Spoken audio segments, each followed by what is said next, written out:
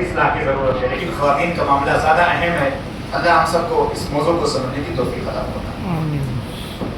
ہمارے اس موضوع کے دو حصے ہیں، وقت جو کہ مختصر ہے اس لیے ہم ایک ایک دلیل پڑھ کر کے اپنی بات کو آگے بڑھاتے جائیں گے۔ پہلا حصہ ہے خواتین کا مقام و مرتبہ۔ اسلام میں خواتین کی عزت کیا ہے، اس کا مقام و مرتبہ کیا ہے، اس کو اسلام نے کیا حقوق دے رکھے ہیں، چند باتیں اس پر پیش کریں گے۔ اس کے بعد مختصر میں انشاءاللہ ذمہ داریاں بھی ایک ایک کر کے بتائیں گے۔ اسلام نے عورت کو ذلت اور غلامی کی زندگی سے آزاد کیا، عورت کو آزادی بخشی اور ظلم سے اور بربریت سے اسے نجات دلائی، اور ان تمام رسموں کا خاتمہ کر دیا جس سے عورت پر ظلم ہوتا ہے۔ تمام رسموں کا خاتمہ، مثال کے طور سے شوہر کے ساتھ اس کا زتی ہو جانا، اس کے ساتھ جلا دیا جانا، یا ایسے بہت سارے مسائل ہیں۔ اسلام نے سارے مسائل کو، ساری رسموں کو ختم کر دیا جس سے عورتوں پر ظلم ہوتا تھا۔ چند باتیں بطور مثال کے پیش خدمت ہے۔ سب سے پہلی بات یہ کہ اللہ تعالیٰ نے تخلیق کے درجے میں مرد اور عورت دونوں کو برابر رکھا۔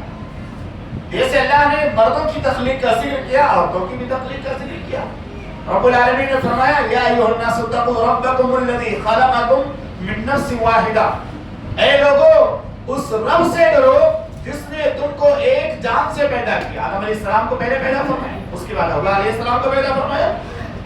خلقکم من نفس واحدہ وخلق منها زوجہا، اور اسی سے اس کی بیوی کو پیدا کیا۔ وبث منہما رجالا کثیرا ونساء، اور ان دونوں سے اتنی آبادی پیدا کر دی جس کو آپ گن بھی نہیں سکتے۔ کتنے قبروں میں ہیں، کتنے زندہ ہیں، کتنے جو ہے پھر مر جائیں گے۔ قیامت کے سلسلہ آتا اور جاتا رہتا ہے۔ ابھی ایک بات یاد آئی تخلیق کے بارے میں، کرلا اسٹیشن پر آپ جائیے، نیو ملریوٹ کی طرف ایک بورڈ لگا ہوا ہے، اسٹیکر لگا ہوا ہے، 100 سال کا اسٹیکر، 2025 لاسٹ میں لکھا ہے اور 1925 پہلے لکھا ہے۔ 1925 سے لے کر 2025 تک، یعنی اس سینٹرل ریلوے میں ایک بار 100 سال گزر گیا۔ آپ اندر رہے اس 100 سال میں کتنے لوگ آئے اور چلے گئے، کتنی بھیڑ دنیا میں تھی، آپ بس آج موجود نہیں ہے۔ آپ گاؤں میں بھی جاتے ہیں 10-12 سال کے بعد، بہت سارے لوگ جب گاؤں میں جاتے ہیں نا، وہاں کوئی اپنا ملتا ہی نہیں، کوئی پہچاننے والا نہیں ملتا، سب بچے چھوٹے چھوٹے بڑے ہو جاتے، جوان ہو جاتے، جو بزرگ ہوتے وہ دنیا سے چلے جاتے۔ تو بہرحال اللہ رب العالمین نے جس طرح مردوں کی تخلیق کا ذکر کیا، اسی طرح عورتوں کی بھی تخلیق کا ذکر کیا۔ دوسری بات یہ کہ اللہ رب العالمین نے اجر و ثواب میں دونوں کو برابر قرار دیا۔ جیسے کوئی مرد عمل کرتا ہے اس کو ثواب ملتا ہے نا، عورت بھی عمل کرے تو اس کو بھی اتنا ہی ثواب۔ سورہ احزاب کی وہ لمبی آیت ہے، الصادقین والصادقات والقانتین والقانتات، بڑی لمبی آیت ہے۔ مردوں کے ساتھ عورتوں کا بھی اللہ نے ذکر فرمایا، جیسے مرد سچ بولتے ہیں عورتیں بھی سچ بولتی ہے، مرد روزہ رکھتے ہیں عورتیں بھی روزہ رکھتی ہیں، تو اجر ثواب دونوں کا برابر ہے۔ اللہ رب العالمین نے ارشاد فرمایا فاستجاب لهم ربهم، اللہ رب العالمین نے ان کی دعا قبول فرمائی اور کہا، فرمایا انی لا اضیع عمل عامل منکم، میں تم میں سے کسی کے بھی عمل کے اجر کو ضائع نہیں کروں گا، چاہے وہ مرد عمل کرے چاہے عورت عمل کرے، کوئی بھی عمل کرے اس کے اجر ثواب کو ضائع نہیں کرے گا۔ تیسری بات یہ کہ جاہلیت کے دور میں عورتوں پر ایک بہت بڑا ظلم ہوتا تھا۔ ایک باپ اپنی بچی کو زمین میں ڈال دیا کرتا تھا، درگور کر دیا کرتا تھا۔ یہ بہت بری رسم تھی اور بہت بے رحمی والا معاملہ تھا۔ قرآن مجید میں اللہ رب العالمین نے ارشاد فرمایا وَإِذَا الْمَوْءُودَةُ سُئِلَتْ، یاد کرو اس وقت کو جب قیامت کا دن آئے گا اور زندہ درگور کی ہوئی بچی سے پوچھا جائے گا بِأَيِّ ذَنبٍ قُتِلَتْ، اس گناہ کی وجہ سے، جرم کی وجہ سے اسے زندہ درگور کیا۔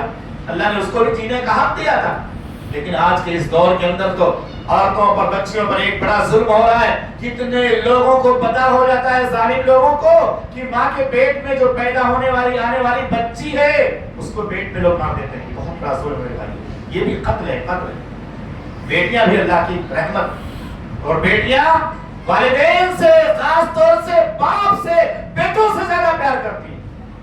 آج بات آئی تو میں بتاؤں آپ کو، آپ اپنے گھر میں رہتے ہیں، ہمارے بھی ماں باپ ہیں، آپ کے بھی ماں باپ ہیں، ہماری بیوی کے بھی ماں باپ ہیں، اس کے بھی رشتے دار ہیں، لیکن ہمیں ہفتے 15 دن میں بھی ماں باپ سے بات کرنے کا موقع نہیں ملتا۔ اور آپ کی بیوی، ہماری بیوی روزانہ فون پہ بات کرتی کہ نہیں کرتی؟ پورے خاندان کی حالت، کیفیت اس کو پتا ہے، بہن کی حالت میں ہے، بھائی کی حالت میں ہے، ابا کی حالت میں ہے، اماں کی حالت میں ہے، خالہ کی حالت میں ہے، پھوپھی کی حالت میں ہے۔ ہے کہ نہیں یہ معاملہ؟ یہ عورتیں اپنے ہر رشتے دار کو پوچھتی ہیں، روزانہ کی نہیں پوچھتی، لیکن ایک آدمی اپنے بیوی بچوں میں ایسا کھو جاتا ہے اس کو پتہ نہیں ہوتا ماں بیمار ہے کہ تندرست ہے، باپ بیمار ہے کہ تندرست ہے، بھائی پریشان ہے کہ خوشحال ہے۔ یہ بات ظاہر و واضح ہو گئی کہ بیٹی جو ہے اپنے ماں باپ سے بہت پیار کرتی ہے، پوری زندگی نبھاتی ہے، محبت کا حق ادا کرتی ہے۔ صرف پیسے سے محبت کا حق ادا نہیں ہوتا، محبت کا حق پیار و محبت سے، حال چال لینے سے بھی ادا ہوتا ہے۔ آپ اپنے ماں باپ کو مہینے میں 10,000 روپے دو اور مہینے میں 1-2 بار بھی فون نہ کرو، آپ سے ماں باپ اتنے خوش نہیں رہیں گے جتنا آپ بات کرنے سے ان کو خوشی دے سکتے ہیں۔ تو عورتوں کو اللہ رب العالمین نے باعث رحمت بنایا، خواتین کو اللہ نے باعث رحمت بنایا۔ پھر بھی ظالم لوگ اپنی ہی بچی کو جب بڑی ہوتی تھی تھوڑا 5-6 سال کی، اس کو زندہ درگور کر دیا کرتے تھے۔ اسلام نے اس رسم کو ختم کیا، اسلام نے اس رسم کو مٹایا، اور اللہ رب العالمین نے محمد رسول اللہ صلی اللہ علیہ وسلم کو رحمت للعالمین بنا کر کے بھیجا، اور یہ رسم مٹ گئی اور یہ رسم ختم ہو گئی۔ نمبر 4، عورت کی تذلیل جاہلیت کے زمانے میں ایسے ہوتی تھی کہ اس سے نکاح کے الگ الگ طریقے رائج تھے، الگ الگ بے حیائی بے شرمی کا معاملہ ان کے ساتھ کیا جاتا تھا، نکاح کی کوئی لیمٹ بھی نہیں تھی۔ اسلام نے نکاح کو مسرور قرار دیا، مسرور طریقے پر کرنے کا حکم دیا۔ محمد رسول اللہ صلی اللہ علیہ وسلم کے طریقے کے مطابق اس کو مہر دی جائے، اس کو عزت دی جائے، اس کو گھر دیا جائے، اس کو مکان دیا جائے، اگر وہ ماں بنتی ہے تو اس کا مقام اور بڑھ جاتا ہے۔ یہ عورت کو مقام کس نے دیا؟ اسلام نے دیا۔ یعنی شادی کا سسٹم بنا دیا، نکاح کا سسٹم بنا دیا، پاکیزہ سسٹم بنایا، اور شوہر کو ذمہ داری دی کہ وہ کھلائے گا، پلائے گا، مکان دے گا، گھر دے گا، اس کی خبرگیری کرے گا، اور اس کے ساتھ نکاح کو لمٹ میں متعین کر دیا اسلام نے۔ لمٹ ہے کہ نہیں ہے؟ 4 شادیاں اسلام میں جائز ہیں، اس کو بھی آج کی خواتین باعث رحمت سمجھتی ہیں۔ یہ خواتین کے باعث رحمت ہے، جتنی عورتیں شادی شدہ ہیں اس سے کہیں زیادہ عورتیں بے شادی شدہ ہیں، بے شوہر کی عورتیں کتنی ادھر سے ادھر ٹکر کھا رہی ہے، ادھر سے ادھر ٹھوکر کھا رہی ہے، کوئی ادھر ذلیل کر رہا ہے، کوئی ادھر ذلیل کر رہا۔ اور ایک عورت کے لیے اس دنیا میں سب سے بڑی سیکورٹی اور حفاظت اس کا شوہر ہے کہ نہیں؟ اس کا شوہر ہے۔ جس عورت کے ساتھ کسی شوہر کی نسبت ہوتی ہے، چاہے وہ دور ہی کیوں نہ رہے، کسی مرد کو ہمت نہیں ہوتی ہے کہ اس پر غلط نگاہ ڈالے۔ اور کوئی کتنے بڑے خاندان کی عورت ہو، کتنی بڑی خاندان کی لڑکی ہو، اگر بیوہ ہو جائے، اس کا شوہر نہ ہو، شوہر کا سایہ اس کے سر پہ نہ ہو، ہر کوئی اس کے ساتھ بدتمیزی کرنا شروع کرتا، ہر کوئی اس کو زدوکوب کرنا چاہتا، ہر کوئی اس کی عزت کے ساتھ کھیلنا چاہتا، کیونکہ ایک شوہر جو عورت کا محافظ ہے، اس کے ذریعہ جو ایک عورت کی حفاظت ہوتی ہے نا، کسی اور رشتے سے نہیں ہوتی ہے۔ اس لیے ہمیں یہ بات سمجھنی چاہیے کہ اسلام نے عورتوں کو بڑی عزت دی۔ ایک تو نکاح کا مسنون طریقہ نافذ کیا اسلام نے کہ نبی صلی اللہ علیہ وسلم نے جیسے نکاح کیا ویسے نکاح کرو، اور نکاح کو 4 تک محدود کر دیا کہ 4 سے زیادہ کوئی عورتوں سے شادی نہیں کر سکتا، ایک ساتھ 4 عورتوں سے زیادہ اپنے نکاح میں عورتوں کو نہیں رکھ سکتا، ورنہ اس سے پہلے کتنی تعداد، کوئی تعداد متعین نہیں تھی۔ جتنے بھی بڑے بڑے راجا مہاراجا تھے، بڑے بڑے مالدار تھے، بڑے بڑے بادشاہ تھے، ان کے یہاں کوئی لمٹ ہی نہیں ہوا کرتی تھی، وہ کتنی عورتوں کو بھی اپنے نکاح میں اپنے جو ہے اس میں رکھتے تھے۔ نمبر 5، اسلام نے مردوں کی طرح عورتوں کو حق کے ملکیت عطا کیا۔ شریعت کے دائرے میں رہ کر عورت بھی کمائی کر سکتی ہے، پردے کا لحاظ کر کے، شریعت کی پاسداری کر کے، اور اسی طرح اللہ رب العالمین نے ان کا حصہ بھی متعین کیا، شریعت نے میراث میں ان کا حصہ بھی متعین کیا۔ لِلرِّجَالِ نَصِیبٌ مِّمَّا تَرَكَ الْوَالِدَانِ وَالْأَقْرَبُونَ، مردوں کا اس مال میں حصہ ہے جو ماں باپ اور رشتہ دار چھوڑ جائیں، عورتوں کا بھی اس مال میں حصہ ہے جو ماں باپ چھوڑ کر اور رشتہ دار چھوڑ کر کے جاتے ہیں۔ آج الحمدللہ ہمارے سینٹر میں یہی موضوع ہے، سلف کے واقعات، خواتین جو اسلاف کی خواتین اپنا حق کے میراث مانگتی تھی، ان واقعات کو ہمارے شیخ فتح اللہ صلی حافظ اللہ آج انشاءاللہ بیان کیے ہوئے۔ وہ ایک اہم موضوع ہے کہ آج ہمارے سماج میں کوئی ہمت نہیں کرتی عورت کہ اپنے ماں باپ کے جو ہے جائیداد میں حصہ مانگے۔ کیوں؟ اس کو پتا ہے کہ اگر حصہ مانگ لیا تو ہمارے کوئی ویلو نہیں رہ جائے گی، بھائی لوگ دھتکار دیں گے، جب تک ماں باپ ہے ٹھیک ہے تعلق قائم رہے گا، اس کے بعد تعلق ختم ہو جائے گا۔ اسی طرح محمد رسول اللہ صلی اللہ علیہ وسلم کو نے عورت کو بحیثیت ماں حسن سلوک کا سب سے زیادہ مستحق قرار دیا۔ ایک ماں، کتنا بڑا مقام اس کو دیا۔ ایک صحابی نے محمد رسول اللہ صلی اللہ علیہ وسلم سے پوچھا میرے حسن سلوک کا سب سے زیادہ مستحق کون ہے؟ نبی صلی اللہ علیہ وسلم نے فرمایا تیری ماں، پھر کہا کون؟ پھر کہا تیری ماں، پھر پوچھا کون؟ پھر کہا تیری ماں، چوتھے نمبر پہ کہا تیرا باپ۔ 3 درجہ ماں کا مقام بہت بلند ہے، اور ماں کی دعائیں بڑی قیمتی ہوتی ہیں، ماں کی محبت بڑی جو ہے پیاری اور بڑی میٹھی ہوتی ہے۔ جن کی مائیں دنیا میں نہیں ہے ان سے پوچھو ماں کی قدر و قیمت کیا ہے۔ ماں کی عزت کیا ہے. ماں کسی بھی حالت میں رہ لیتی ہے لیکن بچے کو تکلیف میں دیکھنا گوارا نہیں کرتی. کتنی خواتین بوڑھی ہو جاتی ہیں, ان کے کھانے پینے کا انتظام نہیں ہوتا, لیکن بچے کو دیکھتی ہے, فیملی والا ہے, بچے والا ہے, بھیا پیسہ مت بھیجنا, اپنے بچوں کا خیال کرنا, اپنی بیوی کا خیال کرنا, اپنے آپ کا خیال کرنا. ہمیں کچھ نہیں چاہیے, تم سکون میں رہو. یہ ماں کی محبت ہوتی ہے. اس لیے محمد رسول اللہ صلی اللہ علیہ وسلم نے 3 مرتبہ فرمایا تمہارے حسن سلوک کا سب سے مستحق زیادہ مستحق کون ہے؟ تمہاری ماں. نمبر 7, وہ معاشرہ جہاں بیٹی کی پیدائش کو ذلت اور رسوائی کا سبب قرار دیا جاتا تھا, اللہ رب العالمین نے وہاں اس رسم کو مٹا کر کے اور حکم دیا کہ اگر کوئی آدمی مر جاتا ہے اور والدین مر جاتے ہیں تو والدین کی جو ہے جائیداد و زمین میں جتنا حق جو بیٹیوں کو ملے گا اتنا حق ایک بیٹے کو ملے گا. یعنی بیٹوں کو ڈبل ملے گا, بیٹیوں کو سنگل ملے گا. یوصیکم اللہ فی اولادکم للذکر مثل حظ الانثیین. یہاں بھی اصل حصہ اللہ نے کس کا بیان کیا؟ خواتین کا.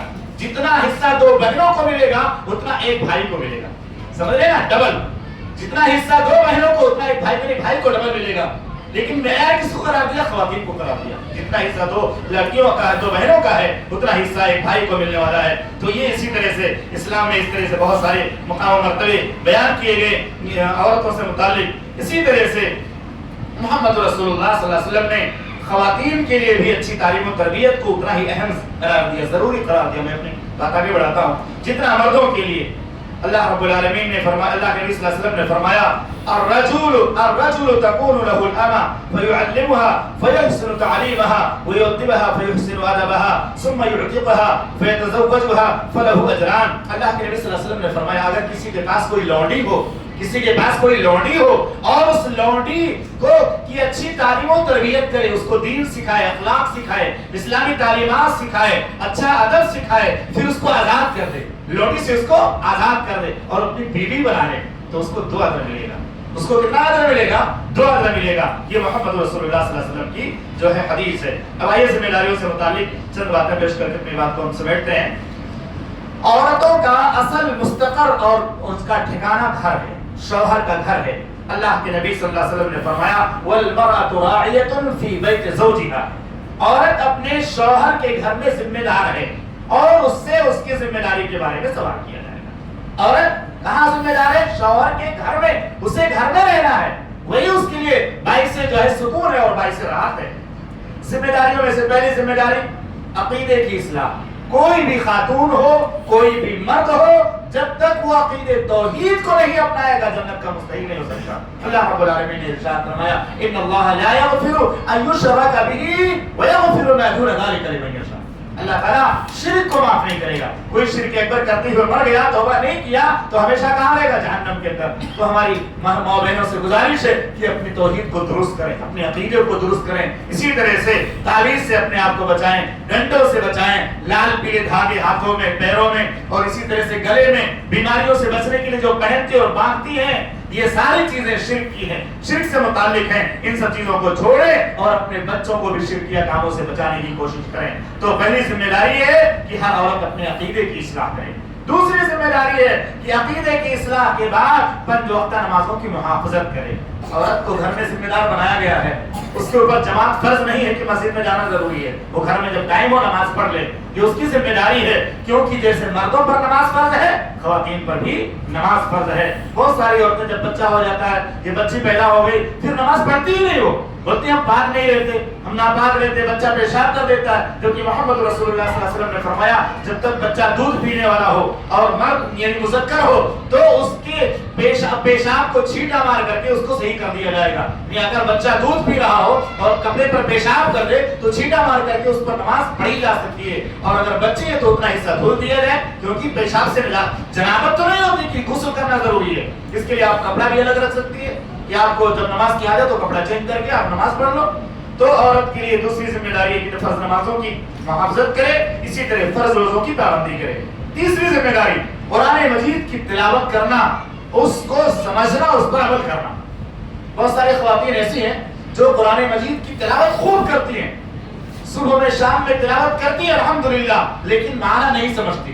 قرآن کی تفسیر نہیں ان کو پتا ہے، قرآن کا ترجمہ نہیں پتا ہے، اس میں پتا نہیں ہے کہ قرآن میں خاتون کا مقام کیا ہے، بیوی کا مقام کیا ہے، شوہر کا مقام کیا ہے، والدین کا مقام کیا ہے، ان کو پتا ہی نہیں. تو قرآن پڑھنے کے ساتھ سمجھنا بھی ضروری ہے اور سمجھنے کے ساتھ عمل کرنا بھی ضروری ہے. نمبر 4، شرمگاہ کی حفاظت کرنا، یہ بھی خاتون کی ذمہ داری ہے. اگر آدمی گھر پہ نہیں ہے، باہر ہے، پردیس میں، اس کی ذمہ داری بنتی ہے کہ اپنے شرمگاہ کی، اپنی عزت کی حفاظت کرے. محمد رسول اللہ صلی اللہ علیہ وسلم نے فرمایا المرأة اذا صلت خمسها، کوئی خاتون جب پنج وقت نمازیں پڑھے اور وصامت شہرها، فرض اور روزے رمضان کے رکھے، واحسنت فرجها، اور اپنی شرمگاہ کی حفاظت کرے، واطاعت بعلها واطاعت زوجها، اور اپنے شوہر کی اطاعت کرے، تو چاہیے کہ جنت کے جس دروازے سے چاہے داخل ہو جائے. تو ایک عورت کی ذمہ داری ہے اپنی شرمگاہ کی حفاظت کرے، زنا سے بچے، بے حیائی سے بچے، جو ہے بے حیائی اور اسی طرح سے بے شرمی کے کاموں سے بچے.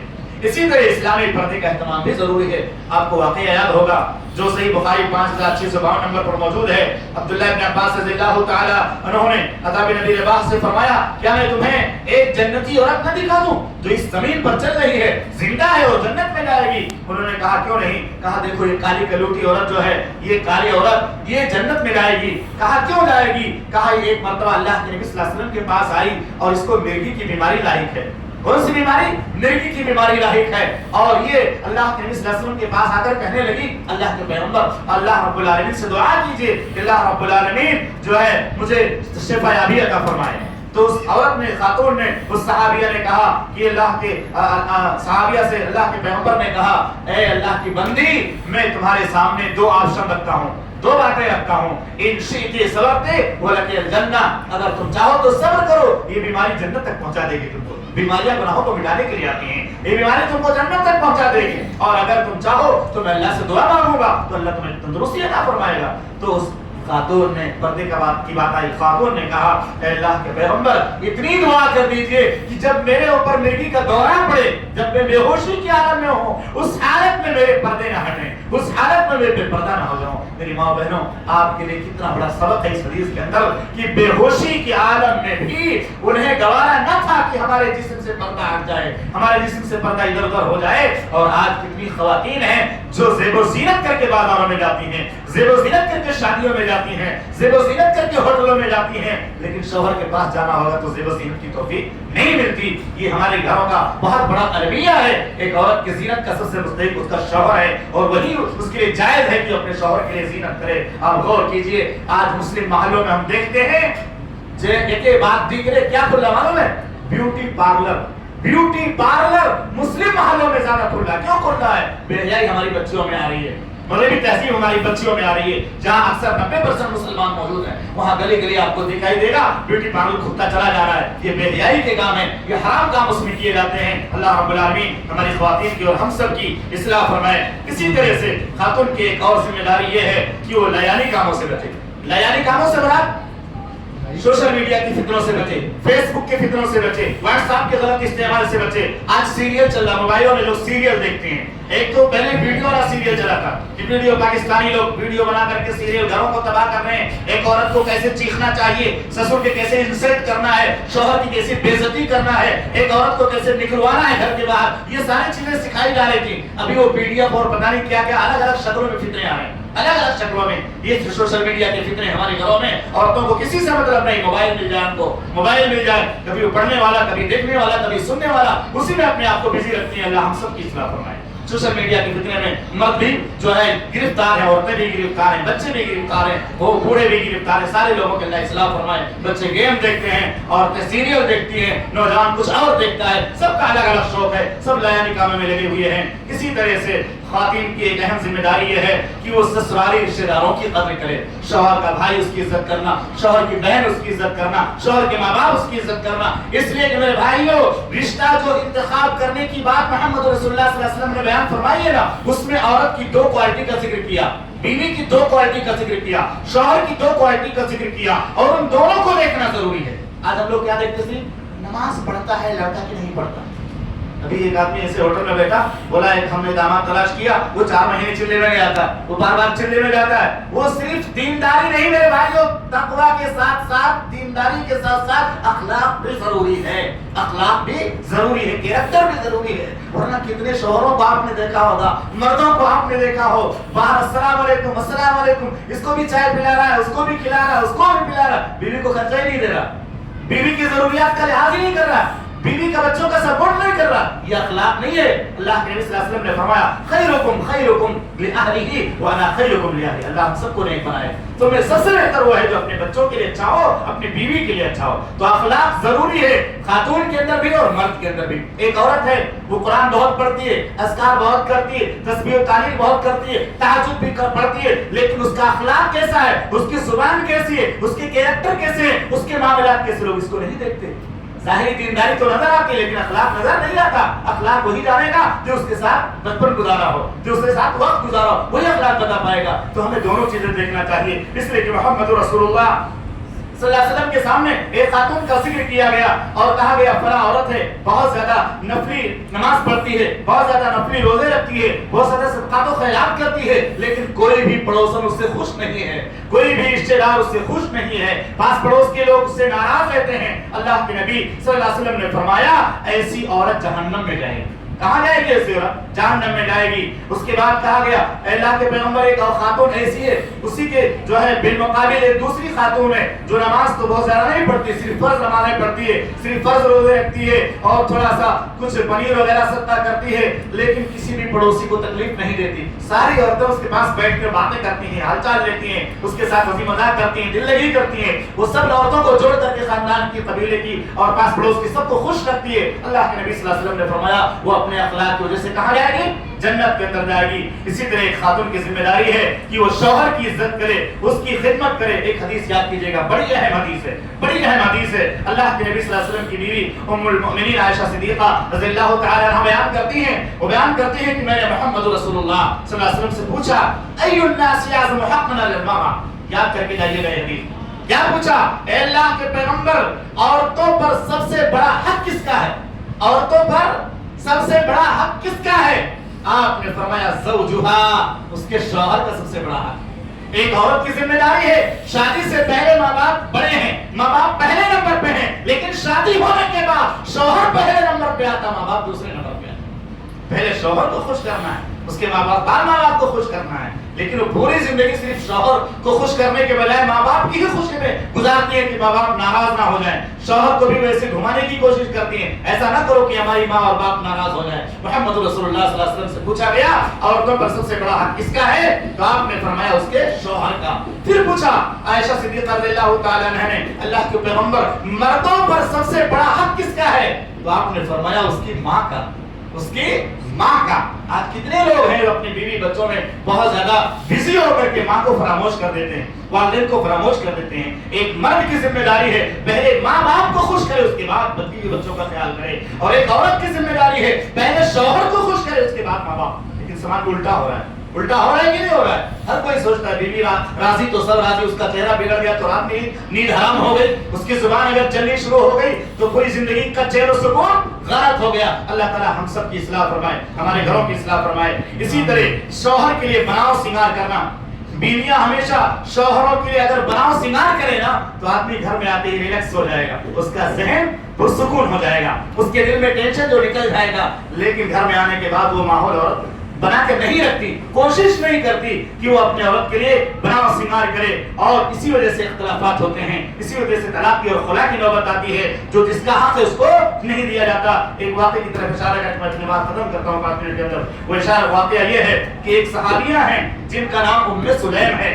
بڑا لمبا واقعہ ہے, میں محل استشہاد ذکر کرتا ہوں. ان کے گھر میں بیٹا بیمار تھا, وہ پردیس میں کمانے کے لیے گئے, واپس آئے تو آنے سے پہلے بچے کا انتقال ہو گیا تھا. آپ غور کیجئے, آج ہمارے سماج میں اگر بچہ گھر میں بیمار ہو تو فون پر چلانا شروع ہو, کہاں مر گیا تو کب آئے گا, بچہ بیمار ہے, تجھے بچوں کی پرواہ نہیں ہے, ہماری پرواہ نہیں, ہم پریشانی کے عالم میں زندگی گزار رہے ہیں. اس طرح کی طرز و تعریف والے جملے کٹے اور جو ہے جڑے جملے لوگوں کو سنائے جاتے ہیں. جبکہ ایک آدمی جب پردیس مجھ سے پیار سے بات کرنا چاہے، معلوم نہیں کس حالت میں، کس کنڈیشن میں، کتنی پریشانیوں میں ہے، تو ام سلیم رضی اللہ تعالیٰ عنہ کا انداز دیکھیے، اس شوہر کے لیے زینت کیسے انہوں نے کیا کہ انتقال ہو گیا بچے کا، گھر میں ابو طلحہ رضی اللہ عنہ داخل ہوئے تو ان سے پوچھا کہ میرے بچے کا کیا حال ہے، بچے کا کیا حال ہے؟ کہا پہلے سے زیادہ آرام میں ہے. کیا کہا؟ پہلے سے زیادہ آرام میں ہے، کیونکہ بچہ بیمار تھا تو تکلیف تھی، جب اس کی روح نکل گئی تو اس کو آرام مل گیا،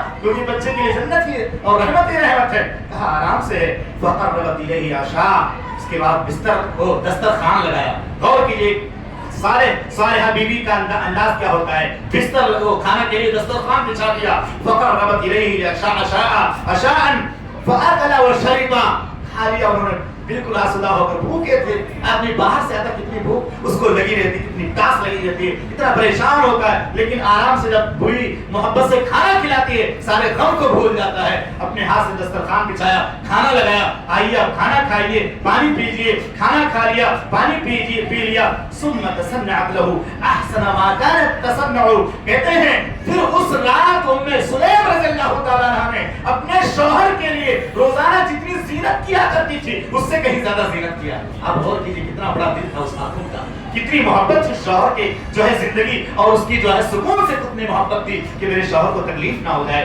اور دنوں کے خلاف زیادہ زیب و زینت کیا اور زیب و زینت کر کے بستر لگایا. بستر پہ دونوں سوئے اور دونوں سوئے.